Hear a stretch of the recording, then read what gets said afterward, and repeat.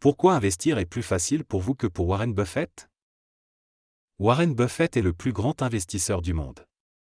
Il a commencé sa carrière d'investisseur à l'âge de 11 ans, en achetant pour $114 d'actions. 73 ans plus tard, sa fortune était de près de 70 milliards de dollars. Comment a-t-il fait? Et, plus important encore, quels sont les enseignements que nous pouvons tirer de la stratégie d'investissement de Buffett pour gagner de l'argent nous-mêmes? Il y a beaucoup de choses que Buffett fait que vous et moi ne pourrons jamais imiter. Vous et moi n'achèterons jamais une compagnie d'assurance et n'investirons pas les fonds propres. Vous et moi ne recevrons jamais un coup de fil de Goldman Sachs, nous proposant des actions préférentielles avec un rendement de 10%. En revanche, l'investisseur individuel a de nombreux avantages sur Buffett. Buffett dispose actuellement de plus de 50 milliards de dollars en cash qu'il doit investir. En raison de la taille de ce montant, Buffett est limité à investir dans les plus grandes entreprises. Et quand il achète une action, il doit agir lentement, pour éviter de faire bouger le marché. Vous et moi pouvons acheter rapidement presque n'importe quelle action, sans que des rumeurs ne circulent et ne fassent varier le prix de l'action. Nous pouvons acheter des actions d'une entreprise de n'importe quelle taille, d'une microcapitalisation à une méga-capitalisation. Nous pouvons acheter le genre de petite entreprise plus dynamique et à forte croissance que Buffett pouvait acheter à ses débuts, mais plus maintenant. Et nous pouvons vendre nos actions, si et quand nous le choisissons. En 1999, Buffett voulait vendre ses actions de Coca-Cola, qui affichaient un P/E moyen élevé de 47. Il n'a pas pu le faire pour deux raisons. D'une part, il faisait partie du conseil d'administration de Coca-Cola. D'autre part, sa position était trop importante pour pouvoir sortir élégamment. Vous et moi n'aurons jamais ces contraintes. Nous sommes libres d'apprendre des meilleures idées d'investissement de Buffett, tout en restant sous le radar. J'ai étudié Warren Buffett et ses investissements pendant plus de 20 ans. J'ai lu toutes ses lettres annuelles à Berkshire. Au fil du temps, j'ai essayé de synthétiser les idées d'investissement les plus précieuses de Buffett. Si je devais résumer la principale stratégie d'investissement de Buffett en une phrase, ce serait celle-ci. Acheter des actions de quelques entreprises de haute qualité, bien gérées, à un prix raisonnable, et conservez-les pour toujours. Buffett prêche et enseigne cette philosophie d'investissement depuis 40 ans. Le secret est caché en pleine vue.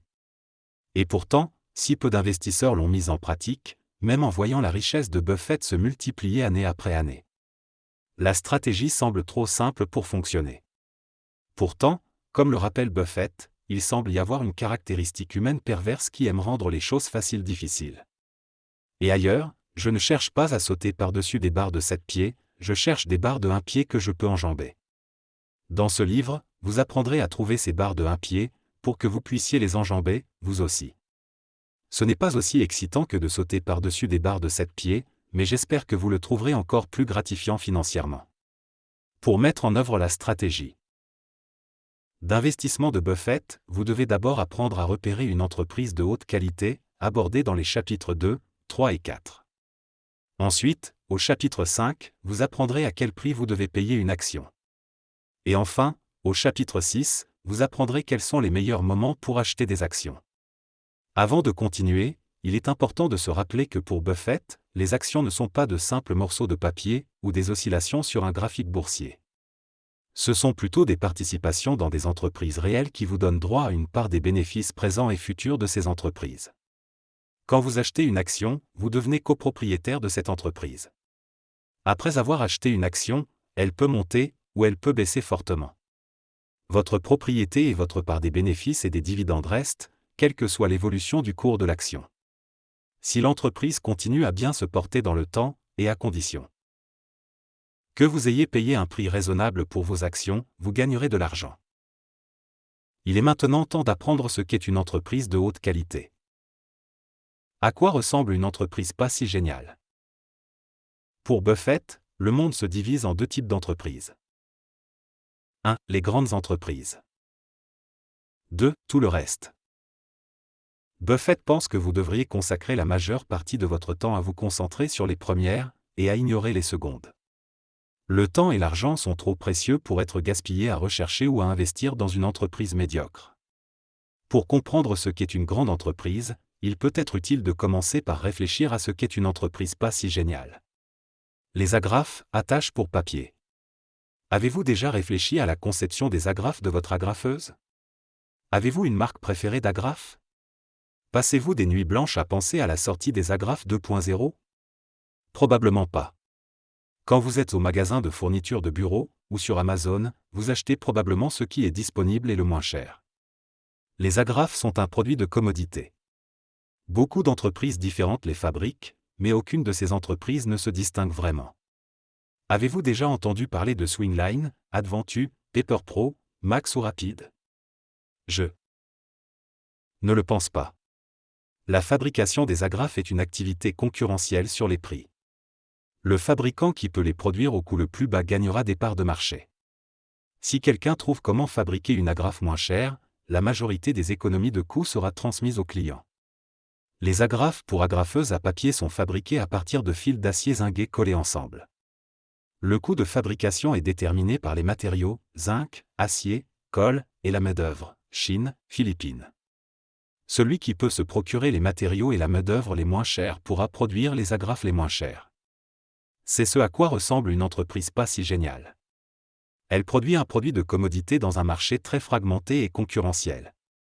L'entreprise a peu ou pas de reconnaissance de marque, et pas de pouvoir de fixation des prix, toute économie de coût profite aux clients, plutôt qu'aux propriétaires de l'entreprise.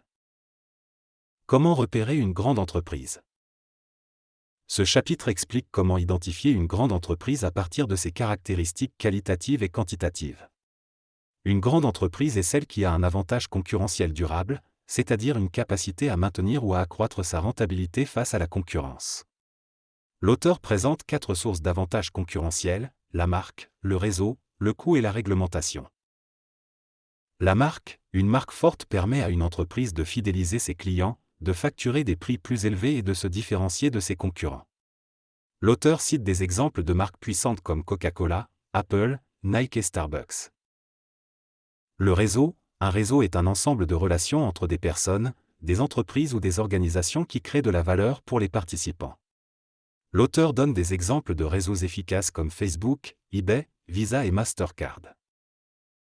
Le coût, une entreprise qui a un avantage de coût peut produire ou distribuer ses produits ou services à un coût inférieur à celui de ses concurrents, ce qui lui permet d'augmenter ses marges ou de gagner des parts de marché.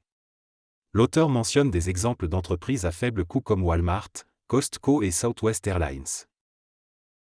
La réglementation, une entreprise qui bénéficie d'une protection réglementaire peut profiter d'un monopole ou d'un oligopole dans son secteur, ce qui lui confère un pouvoir de fixation des prix et une barrière à l'entrée pour les nouveaux entrants. L'auteur cite des exemples d'entreprises réglementées comme les compagnies électriques, les sociétés pharmaceutiques et les sociétés de télécommunications. L'auteur souligne que ces sources d'avantages concurrentiels ne sont pas mutuellement exclusives et qu'une entreprise peut en combiner plusieurs. Il conseille également aux investisseurs de rechercher des entreprises qui ont une culture d'innovation, une bonne gouvernance, une vision à long terme et une responsabilité sociale. Astuce sournoise pour identifier une grande entreprise à partir de ses états financiers. Ce chapitre présente des indicateurs financiers qui peuvent aider à évaluer la qualité d'une entreprise. L'auteur explique comment analyser le compte de résultat, le bilan et le tableau des flux de trésorerie d'une entreprise, en mettant l'accent sur les ratios suivants. La marge brute. La marge brute est le rapport entre le bénéfice brut et le chiffre d'affaires. Il mesure la rentabilité de l'activité principale d'une entreprise, avant de prendre en compte les frais généraux, les intérêts et les impôts. Une marge brute élevée indique que l'entreprise a un pouvoir de fixation des prix, une faible concurrence et une forte demande pour ses produits ou services. L'auteur recommande de rechercher des entreprises qui ont une marge brute supérieure à 40%.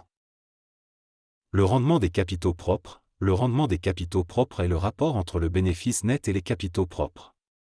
Il mesure la rentabilité du capital investi par les actionnaires. Un rendement des capitaux propres élevé indique que l'entreprise génère beaucoup de bénéfices avec peu de capitaux. L'auteur suggère de rechercher des entreprises qui ont un rendement des capitaux propres supérieur à 15%.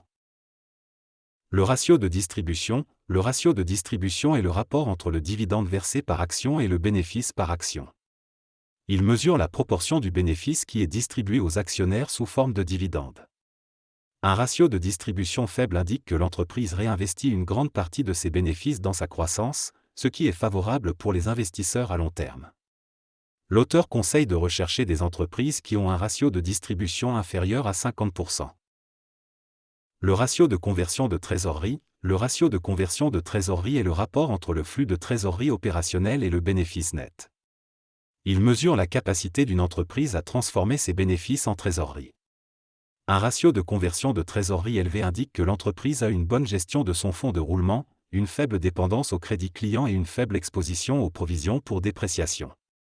L'auteur recommande de rechercher des entreprises qui ont un ratio de conversion de trésorerie supérieur à 100%.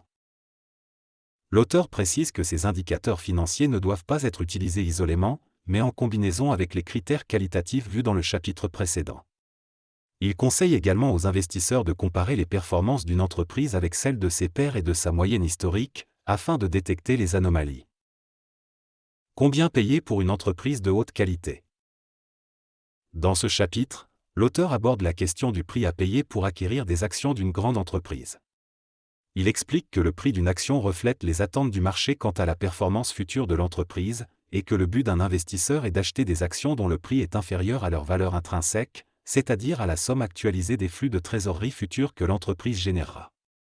Il présente deux méthodes pour estimer la valeur intrinsèque d'une entreprise, la méthode des multiples, qui consiste à appliquer un multiple, comme le ratio cours-bénéfice, à un paramètre financier, comme le bénéfice par action, pour obtenir une valeur indicative, et la méthode de l'actualisation des flux de trésorerie, qui consiste à projeter les flux de trésorerie futurs de l'entreprise et à les actualiser à un taux approprié pour obtenir une valeur présente. Il reconnaît que ces méthodes sont imparfaites et reposent sur des hypothèses incertaines, et qu'il faut donc utiliser une marge de sécurité pour réduire le risque de surpayer. Il suggère également de se référer au prix payé par Buffett pour ses acquisitions, ou au prix qu'il serait prêt à payer pour ses participations actuelles, comme des repères. Il conclut que les grandes entreprises sont rarement bon marché, mais qu'il vaut mieux payer un prix raisonnable pour une entreprise exceptionnelle que de chercher à faire des affaires avec des entreprises médiocres. Le meilleur moment pour acheter des actions.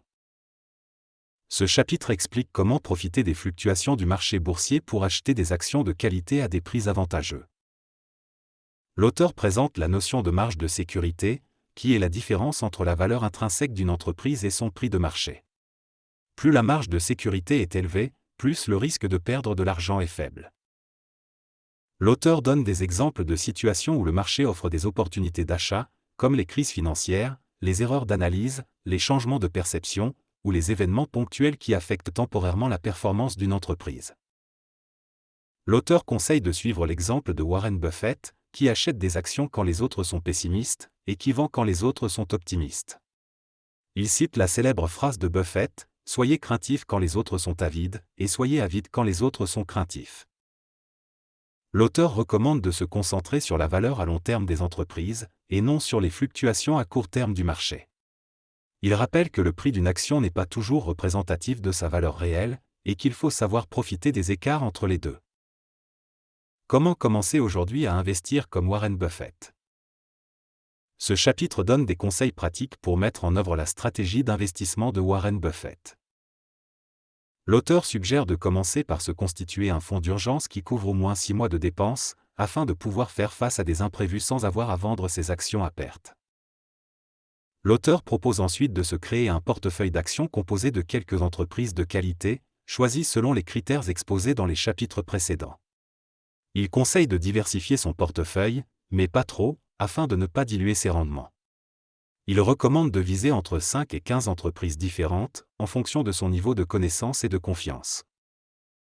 L'auteur explique comment trouver des idées d'investissement, en utilisant des sources d'informations comme les lettres annuelles de Berkshire Hathaway, les rapports financiers des entreprises, les sites web spécialisés, ou les listes de recommandations. L'auteur encourage à se former en permanence, en lisant des livres, des articles, des blogs, ou en suivant des formations sur l'investissement. Il cite quelques ouvrages de référence, comme The Intelligent Investor de Benjamin Graham, Common Stock and Uncommon Profit de Philip Fisher, ou The Essay of Warren Buffett de Lawrence Cunningham. L'auteur conclut en rappelant les principaux avantages de la stratégie d'investissement de Warren Buffett. Elle est simple, efficace, rentable et agréable. Il invite le lecteur à passer à l'action, en se fixant des objectifs, en se tenant à son plan, et en profitant du pouvoir des intérêts composés.